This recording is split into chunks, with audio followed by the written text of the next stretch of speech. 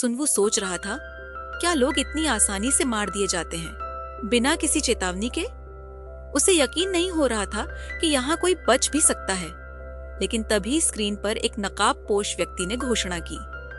जोश में उस व्यक्ति ने कहा, बधाई हो उन सभी को जिन्होंने डोपिंग टेस्ट राउंड पास कर लिया है। यह एक ऐसा इवेंट था जिसमें अगर आप जीवित रहे तो कोई भी बाहर नहीं किया जाएगा, लेकिन अब से राउंड हारने का मतलब होगा कि आप मुकाबले से बाहर हो जाएंगे, और यहाँ बाहर होने का मतलब है कि आप आगे की लड़ाइयों के लिए अक्षम हो जाएंगे।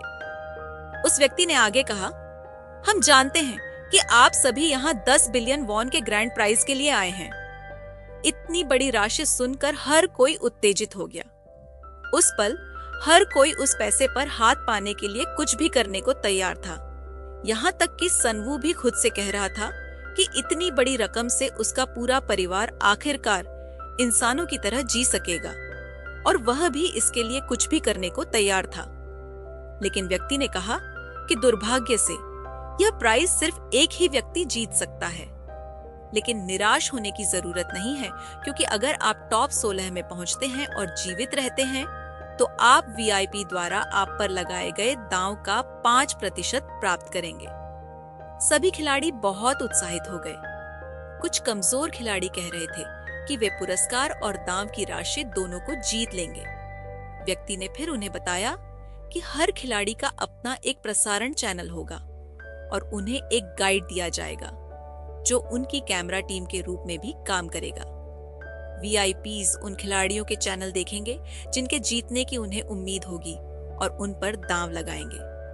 सरल शब्दों में, जितना ज्यादा ध्यान वीआईपीज का उन पर होगा उतना ज्यादा पैसा वे कमा सकते हैं। इसलिए उन्हें जितने ज्यादा वीआईपी दर्शक संभव हो उतने पाने की कोशिश करनी चाहिए और एक बड़ी रकम कमाने की कोशिश करनी चाहिए।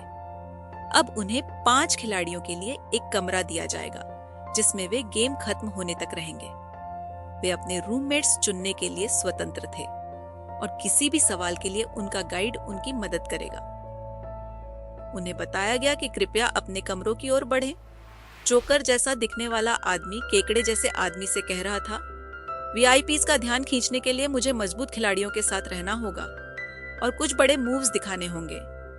केकड़े जैसा आदमी बोला, अगर मैं ऐसे बच्चों के साथ रूम शेयर करता हूँ जैसे वह हाई स्कूल वाला, तो मुझे एक पैसा भी नहीं मिलेगा। उसी समय सनवू सोच रहा था, यहाँ तक कि एक कमरा ढूंढना भी आसान नहीं होगा। लेकिन वह आदमी जिसने पहले उसकी जान बचाई थी, उसने उसे चिंता न करने को कहा, मैं यह सुनिश्चित करूंगा कि आधिकारिक मैच शुरू होने तक तुम्हारे साथ कुछ भी न हो। सनवू ने कोई जवाब नहीं दिया, बल्कि उसने उस आदमी के हाथ पर ध्यान दिया जो उस बड़े आदमी की पकड़ के कारण कांप रहा था, जिसे पहले गोली मारी गई थी। अचानक कोई सनवू के पास से गुजरा, लेकिन उसे लगा कि वह उस व्यक्ति को जानता है। शायद वह कोई प्रसिद्ध व्यक्ति है।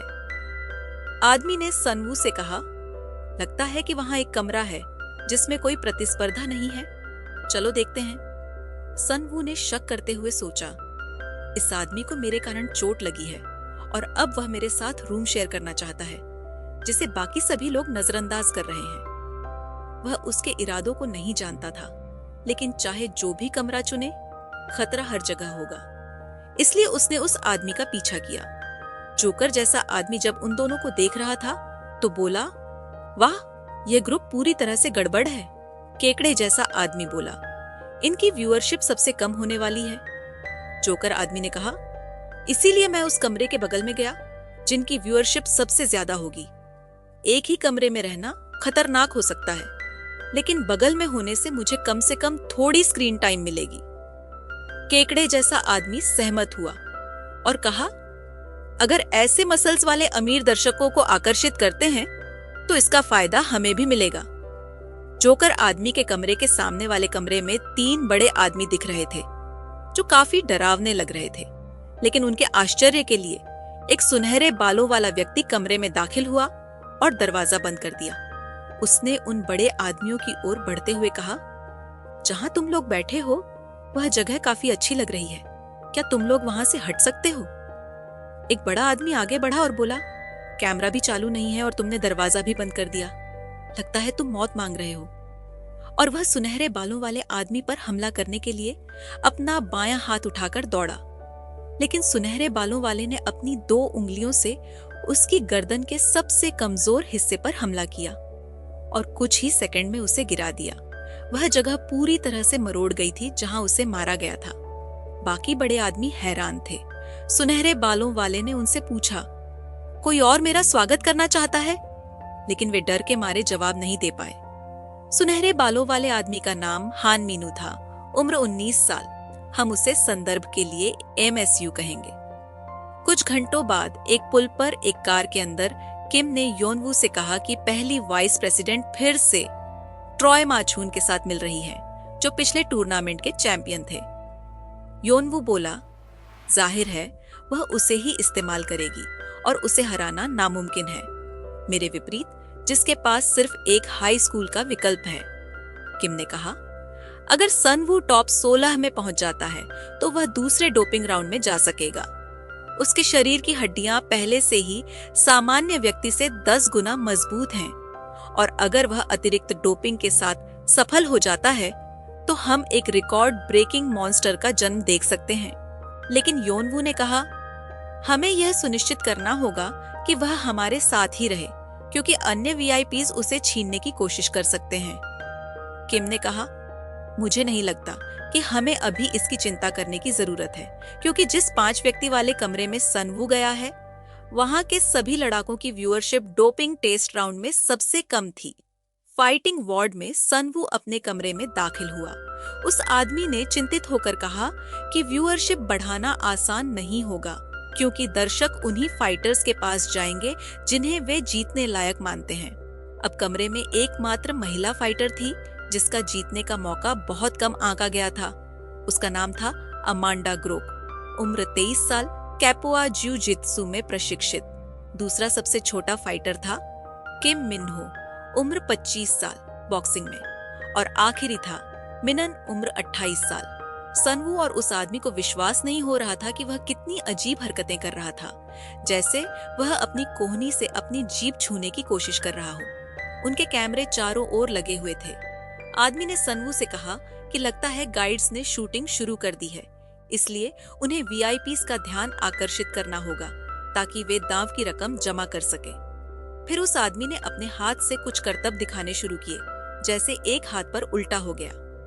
सनवू को लगा कि इससे काम नहीं चलेगा, लेकिन उसके आश्चर्य के लिए अमांडा उठी और अपनी एक उंगली से जमीन पर खुद को उठा लिया। सनवू को यकीन नहीं हुआ कि कोई बिना गति के सिर्फ एक उंगली से अपने पूरे शरीर को उठा सकता है। फिर आदमी और अमांडा ताकत दिखाने की प्रतियोगिता में लग गए। MHO ने कहा, ताकत दिखाना बेवकूफी है। उसने फुल स्पीड में इधर उधर दौड़ लगाई। मेनन अपनी कोहनी को अपनी जीभ से छूने की कोशिश कर रहा था। सब लोग किसी न किसी तरह से दर्शकों का ध्यान आकर्षित करने की कोशिश में लगे हुए थे। सनवू सोच रहा था, ये सब क्या है?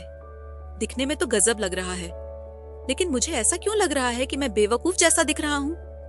तभी स्क्रीन पर एक घोषणा हुई। बताया गया कि 124 खिलाड़ियों का टूर्नामेंट ब्रैकेट अब पूरा हो चुका है। सब लोग हैरान थे कि उनका मुकाबला किससे होगा, और सनवू का सामना काई नाम के खिलाड़ी से होने वाला था। दूसरे सीन में होजन ग्रुप के यानवू ने किम से पूछा, क्या वो काई सच में इतना महान है? किम ने बताया कि काई ने लेथवेई फाइटर के तौर पर एक भी मुकाबला नहीं हारा। यनवू को समझ में नहीं आया कि लेथवेई क्या है, इसलिए किम ने समझाना शुरू किया। किम ने कहा, लेथवेई एक बर्मी मार्शल आर्ट है जो कई मामलों में मुआई थाई से मिलता जुलता है, लेकिन इसमें कुछ ऐसे अंतर हैं जो इसे और भी खतरनाक बना देते हैं और इससे अधिक चोटें लग सकती हैं। यनवू ने हैरानी से कहा, क्या मुआई थाई पहले से ही सबसे खतरनाक खेलों में से एक नहीं है जिसमें कोहनी और घुटनों से वार करने की अनुमति होती है? किम ने जवाब दिया, लेकिन लेथवेई इससे भी आगे जाता है। इसमें बिना दस्ताने लड़े जाते हैं और सिर से वार करने की भी अनुमति होती है। अगर कोई अपने प्रतिद्वंद्वी के सिर पर अपने माथे से वार करता है, जो शरीर की सबसे मजबूत हड्डियों में से एक है, तो ये जानलेवा चोटें दे सकता है। इसीलिए इसे ज्यादातर मुकाबलों में प्रतिबंधित कर दिया गया है। लेकिन असली खतरनाक बात लेथवे की ये है कि इसमें सिर के पीछे और रीढ़ पर हमला करने की भी अनुमति है। इसलिए काय का मुकाबला बहुत ही असली अनुभवों से भरा हुआ है और बाकी खिलाड़ियों के मुकाबले वह बहुत ज्यादा लड़ाई का अनुभव रखता है। पेशेवर करियर के बाद उसे एक संगठन ने भर्ती किया और उसने वहां भी लड़ाई जारी रखी। यनवू ने किम से पूछा, क्या सनवू का काय जैसे खिलाड़ी से सामना करना संभव है? किम ने कहा कि वो भी नहीं जानता क्योंकि वो खुद भी ये देखना चाहता है। उसने चश्मा ठीक करते हुए कहा, अब तक सनवू ने केवल कर्ज वसूलने वालों और ब्लैक बेयर जैसे लड़ाकों से लड़ाई की है, जो कभी मार्शल आर्ट्स में औपचारिक प्रशिक्षण नहीं लिया है। फाइटिंग वार्ड्स में वापस 5 लोगों वाले कमरे में सनवू एक बॉक्स से उठते हुए राहत महसूस कर रहा था। वह सोच रहा था कि उसे सोए हुए कितना समय हो गया, लेकिन उसने महसूस किया कि उसका शरीर बहुत हल्का लग रहा है। उसे फिर वही एहसास हुआ जो उसे ब्लैक बेयर से लड़ाई के बाद हुआ था। उसे लग रहा था कि वह और भी मजबूत हो गया है। उस आदमी ने सनवू से कहा, तुम्हें आश्चर्यचकित होने की जरूरत नहीं है, ये बिल्कुल सामान्य है। जब मांसपेशियों को उनके हद तक धकेला जाता है और उन्हें बिना किसी स्थायी नुकसान के ठीक होने दिया जाता है तो वे पहले से भी मजबूत हो जाती हैं। लगता है तुमने पहले कभी खुद को इस तरह से धकेला नहीं है। सनवू ने चौंकते हुए सोचा, ये आदमी सही कह रहा है। मैं सच में अपनी सीमाओं तक गया था जब मैंने ब्लैक बेयर से लड़ाई की थी। फिर उसने आदमी से पूछा, तुमने कल मेरे लिए खुद को चोटिल क्यों किया? आदमी ने उदास चेहरे से जवाब दिया, तुम मुझे मेरे बेटे की याद दिलाते हो। अगर मैं एक अच्छा पिता होता तो मेरा बेटा लोन शार्क्स के साथ इतनी परेशानी में नहीं होता। मैं यहाँ उसका कर्ज चुकाने आया हूँ, लेकिन जब मैंने तुम्हें देखा तो मैं तुम्हें अकेला नहीं छोड़ सका। सनवू ने उसे समझाया, तुम अपना समय बर्बाद मत करो, बस जिंदा रहो और अपने असली बेटे का ख्याल रखो, क्योंकि अगर तुम मर गए तो कुछ भी मायने नहीं रखेगा।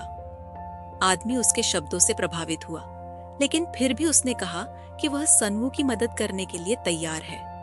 तभी मेनान गुस्से में चिल्लाया, मैं वो आदमी हूँ जो अपनी कोहनी को अपनी जीभ से छू सकता है, फिर भी मुझे मुख्य एरिना में क्यों नहीं चुना गया?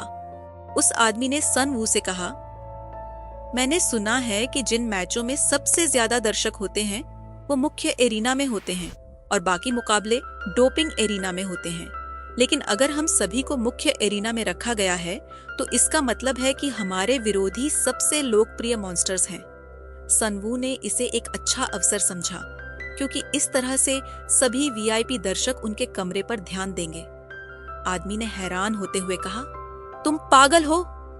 अचानक मेनान अपने अजीब चेहरे के साथ सनवू के सामने आ गया, जिससे वह डर गया। उसने सनवू को बताया, मुख्य एरिना केवल दर्शकों को इकट्ठा करने के लिए नहीं है। वहां असल में 16 वीवीआईपी आते हैं जो इस दुनिया की असली ताकतें हैं। अगर आपको ये वीडियो पसंद आया हो तो लाइक और सब्सक्राइब जरूर करें। हमारा अगला टारगेट है 500 सब्सक्राइबर्स, तो जुड़िए।